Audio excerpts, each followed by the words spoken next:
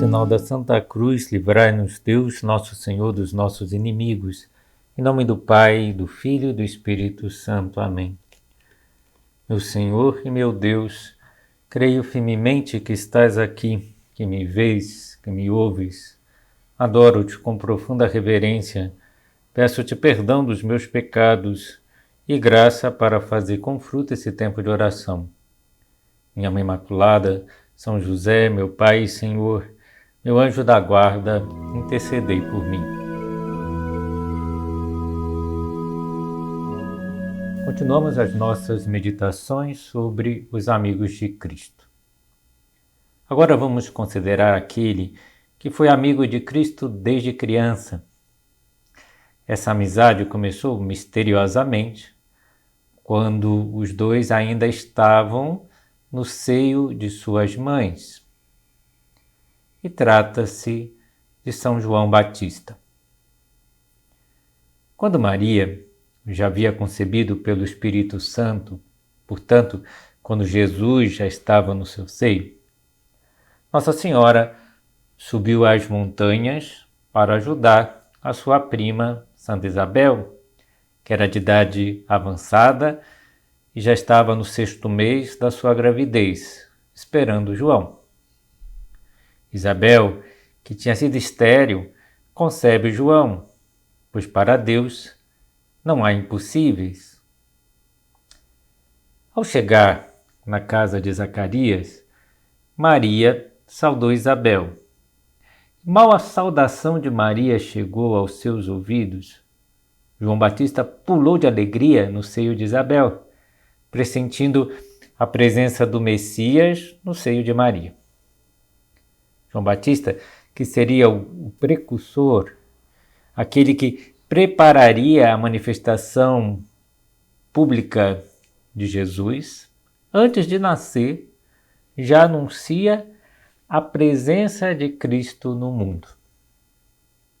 E quando ele nasce, e colocam o seu nome de João, seu pai, Zacarias, volta a falar.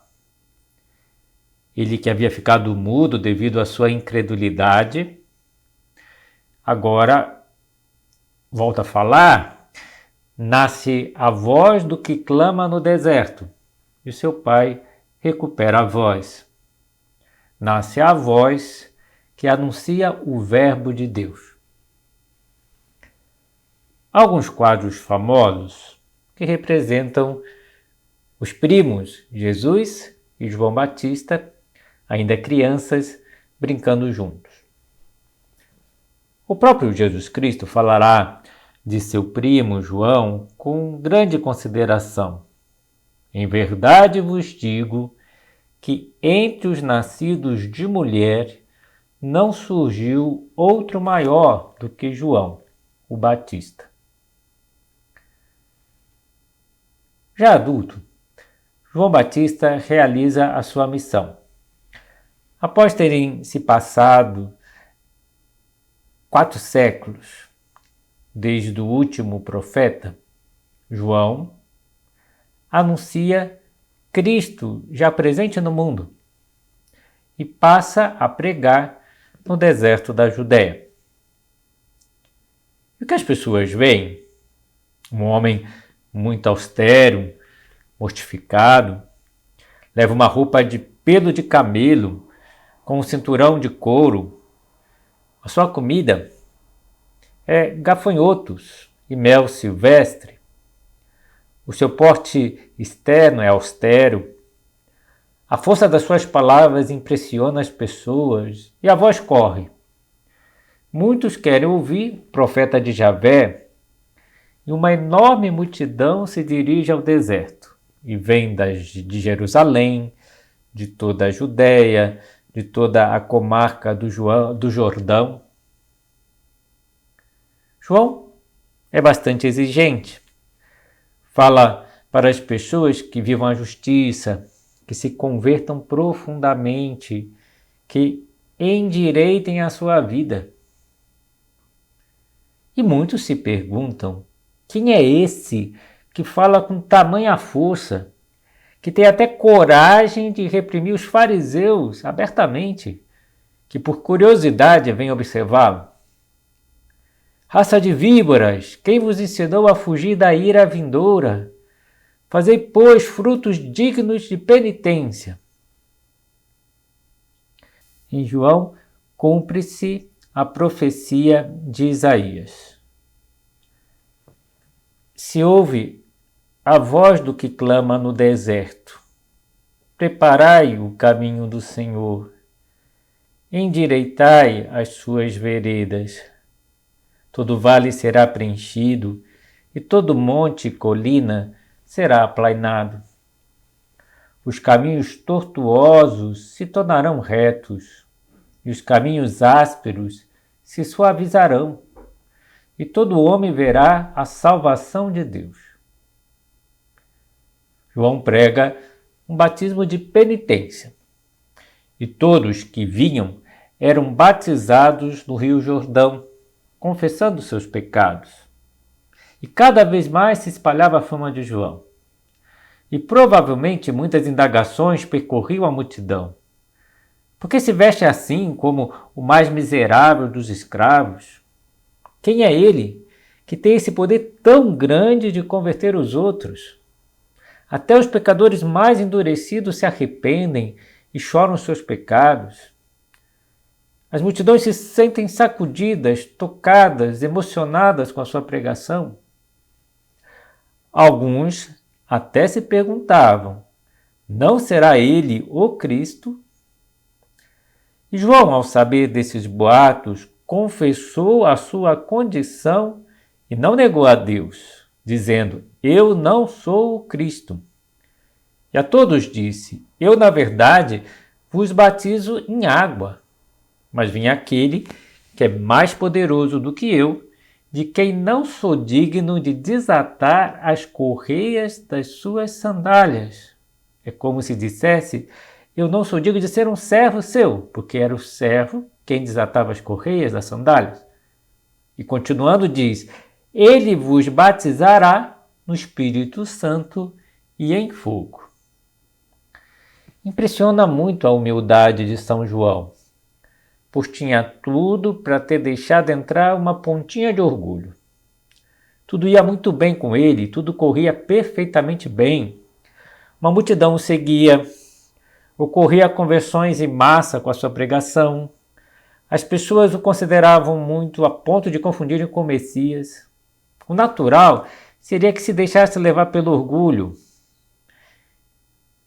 O natural do homem é o orgulho, procurar se exaltar, querer que tudo gire em torno de si, ficar contente com os elogios, achar que é bom mesmo, que os frutos no seu apostolado são exclusivamente seus.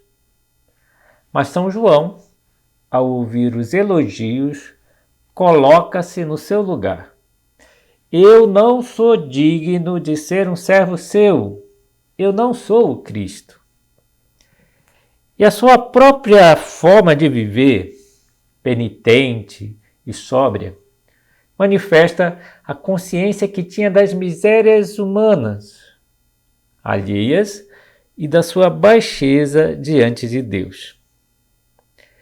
E que exemplo nos dá São João Batista, a nós, que muitas vezes gostamos de chamar a atenção sobre nós mesmos, falando de coisas que manifestam nossos talentos ou capacidades, para que no fundo nos reconheçam, percebam o nosso potencial, percebam os nossos talentos. Que exemplo nos dá São João Batista a nós que muitas vezes pensamos que o que fazemos ou dizemos é francamente melhor do que aquilo que os outros fazem ou dizem. Isso se manifesta quando contamos vantagem de um trabalho que fizemos, de um resultado bom, porque damos a conhecer a todos uma ideia boa que tivemos, ou também, mais veladamente, no desprezo que nós manifestamos pelos outros. Eu sim sou compreensivo, eu sim sou ordenado, eu não sou distraído, eu não tenho um temperamento difícil, eu não sou como os demais. O mesmo de uma forma mais velada, dizendo ou pensando: se deixassem isso comigo, aí sim sairia melhor. Se eu tivesse essa tarefa para fazer, ela sairia bem. E é pelo elevado conceito que nós temos de nós mesmos que queremos que a nossa opinião prevaleça. Gostamos de sair ganhando em uma discussão, não gostamos que nos corrijam, ou até mesmo que digam coisa que nós já sabemos e comentamos: isso eu já sei. E é pelo orgulho que muitas vezes discutimos por pouca coisa. Insistimos com teimosia, de maus modos, quando sabemos ou pensamos que temos razão e perdemos a razão que tínhamos. Quantas faltas de paciência, quantas vezes somos do contra sem ponderar, quantas vezes discutimos por nada, até deixamos escapar alguma palavra ofensiva, agressiva, porque nos achamos o tal. São João Batista não se achava, ou melhor, se achava indigno de desatar as correias das sandálias de Cristo. São João Batista, ele sabe que é apenas um instrumento nas mãos de Deus. Sabe que é Deus quem move as almas, que tudo que tem recebeu de Deus. Ficar com a glória de Deus para si seria um roubo sacrílego. Ficar com algo que é de Deus, que não lhe cabe.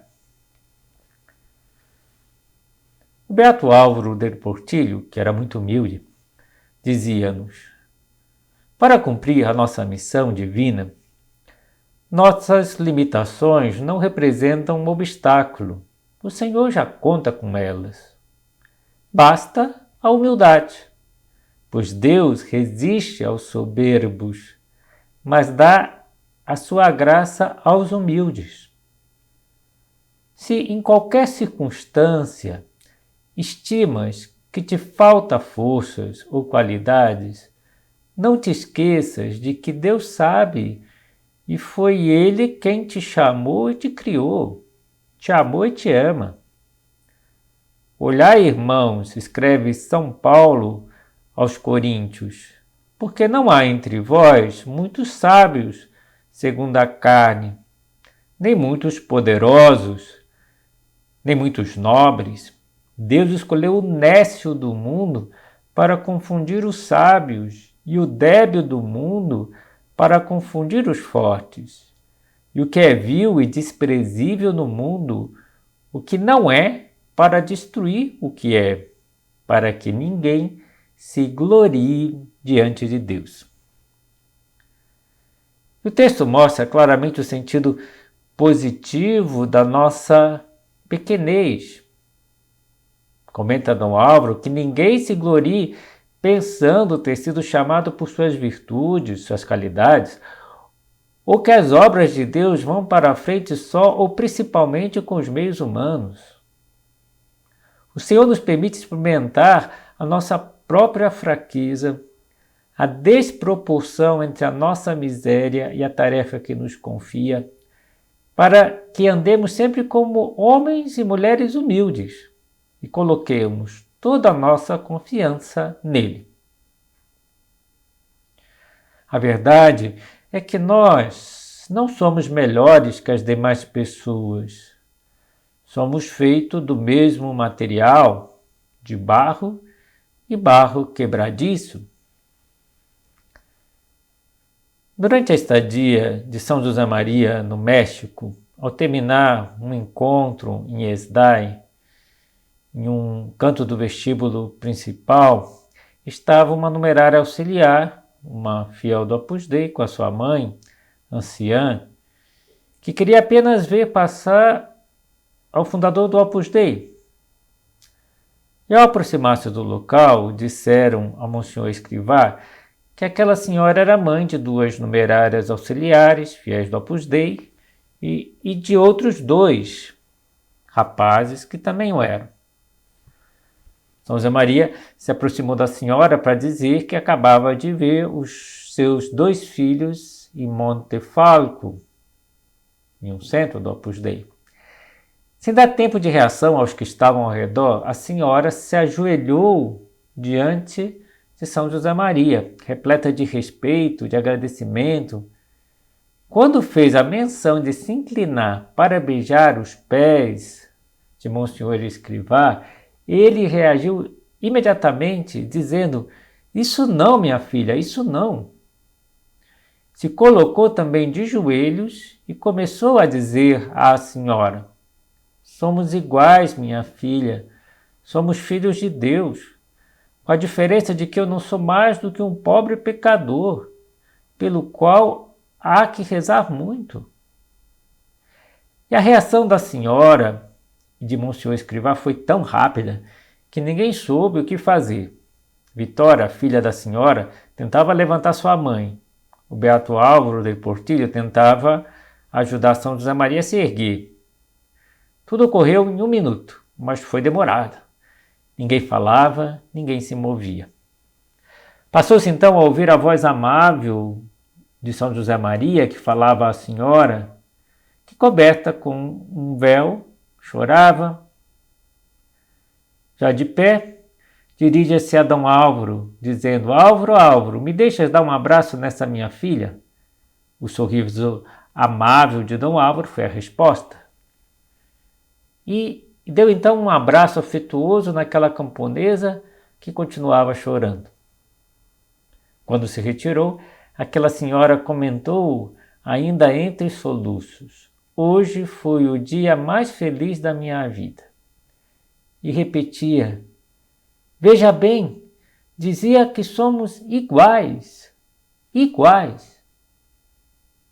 E somos iguais, somos todos filhos de Deus. E São José Maria tinha muito claro: se Deus não tivesse passado na nossa vida, talvez hoje estaríamos muito longe dele.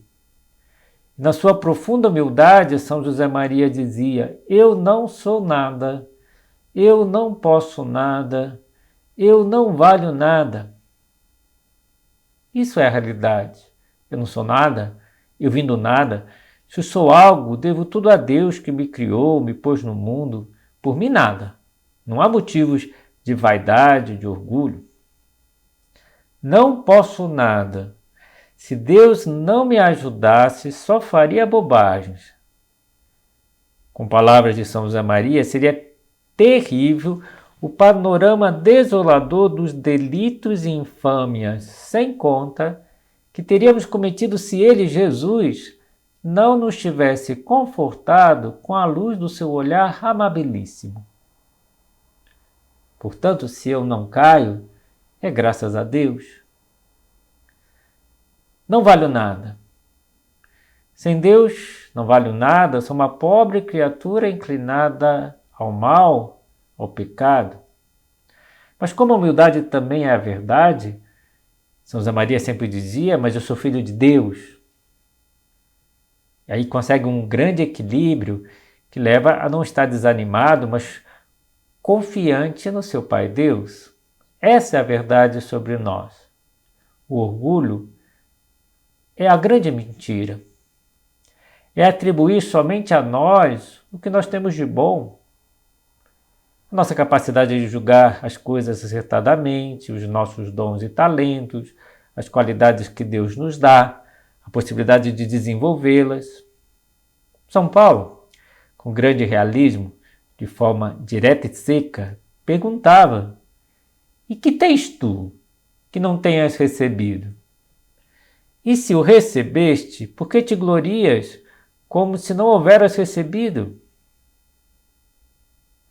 Santo Agostinho, comentando o prólogo do Evangelho de São João, em que fala que Jesus é a luz verdadeira que vem ao mundo, no prólogo também se fala de São João Batista. E Santo Agostinho comenta: São João Batista brilhou, mas não com luz própria. Ninguém brilha com luz própria, porque Jesus é a luz verdadeira que vem ao mundo. Nós somente refletimos a luz de Deus. O único que é próprio nosso, que não vem de Deus, são os nossos pecados. Mas Deus nos escolheu, Deus nos ama e não podemos nos encolher. A nossa atitude de profunda humildade leva-nos também a não dar-nos demasiada importância. A única condição, a condição básica para que sejamos bons instrumentos de Deus é a humildade, pois Deus resiste ao soberbo e dá a sua graça ao humilde. Consideremos brevemente o encontro da humildade, eu chamo assim, encontro da humildade entre Jesus Cristo e São João Batista no batismo do Senhor no Jordão. A situação externa era a seguinte: uma multidão ia atrás de João. Quando se dá esse encontro com Jesus, no meio de um grupo que parte de Nazaré para ver e ouvir João Batista, está Jesus, que era, para as pessoas de Nazaré, apenas o filho do carpinteiro. E com enorme humildade, Jesus ouve a João, espera o seu turno para ser batizado, entra nas águas do Jordão, como se ele tivesse necessidade de receber esse batismo de penitência, como se necessitasse de perdão. O Papa Emérito Bento XVI comenta que Jesus já estava carregando os nossos pecados porque ele não tinha pecados pessoais. E João, ao ver Jesus na sua frente, não acredita no que ele vê. Se resiste, como lhe parece óbvio, a batizar Jesus. Dirá: sou eu que devo ser batizado por ti e tu vens a mim? Jesus, porém, lhe responde: deixa agora, porque assim nos convém cumprir toda a justiça. E João imediatamente consente, obedece a Jesus por humildade. Nessa cena vemos a infinita humildade de Jesus, que um dia dirá: aprendei de mim que sou manso e humilde de coração. Jesus, sendo perfeito Deus, não quer tratamentos especiais, assume a sua condição de homem, de um judeu, não quer privilégios, abdica de todos os seus direitos. E não apenas da sua divindade, mas também da sua condição humana perfeita. Sendo um homem perfeito, sem pecado, não precisava desse batismo de penitência. E que exemplo maravilhoso nos dá o Senhor para nós, que muitas vezes, tontamente, fazemos fincapé dos nossos direitos. Devemos olhar mais para Cristo, que se despoja de todos os seus direitos, quando se trata de cumprir a vontade de Deus. E, por amor a nós, vemos na cruz, despojado de tudo, olhar para Cristo e pedir a sua humildade. Se fôssemos profundamente humildes, não ficaríamos com frequência de mau humor, que na maior parte das vezes é fruto do orgulho ferido, que se dá muita importância. Não nos compararíamos com os outros, nem para bem nem para mal. Não nos desanimaríamos tão fácil com as nossas próprias quedas e limitações, e nem com os efeitos dos outros. É o orgulho que nos faz muitas vezes ficar nervosos ou desanimados quando as coisas não saem como nós queríamos. Quando ocorre algum imprevisto, uma mudança de plano, quando erramos, apesar da nossa boa vontade, quando fizemos algo de que nos envergonhamos, quando a nossa sugestão é aparentemente desprezada, quando o problema que levantamos não foi solucionado logo, talvez porque não estava entre os 10 mais importantes. Jesus, ao ser batizado, saiu logo da água. Eis que se abriram os céus e viu o Espírito Santo de Deus descendo como uma pomba e vindo sobre ele. E eis que uma voz dos céus dizia: Este é meu filho amado, em quem me comprazo. E se cumpre, uma vez mais, o paradoxo da humildade, que Jesus depois deixará claro em uma sentença: aquele que se humilha será exaltado, e aquele que se exalta será humilhado.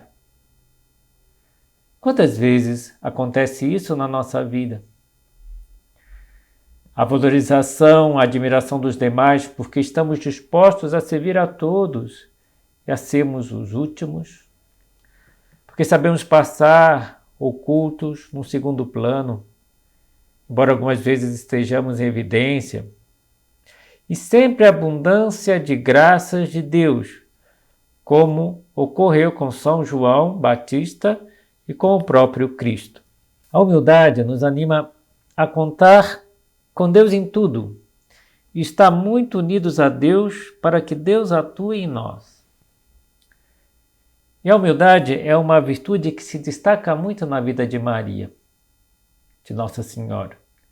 Como é grande o valor da humildade de Nossa Senhora, escolhida para ser a Mãe de Deus, principalmente por sua humildade. Porque Deus olhou para a sua humildade. Acima da fé, da pureza imaculada, reza o hino de Nossa Mãe em casa de Zacarias, porque olhou a humildade de sua serva. Eis que desde agora me chamarão bem-aventurada todas as gerações. Deus olhou para a sua humildade.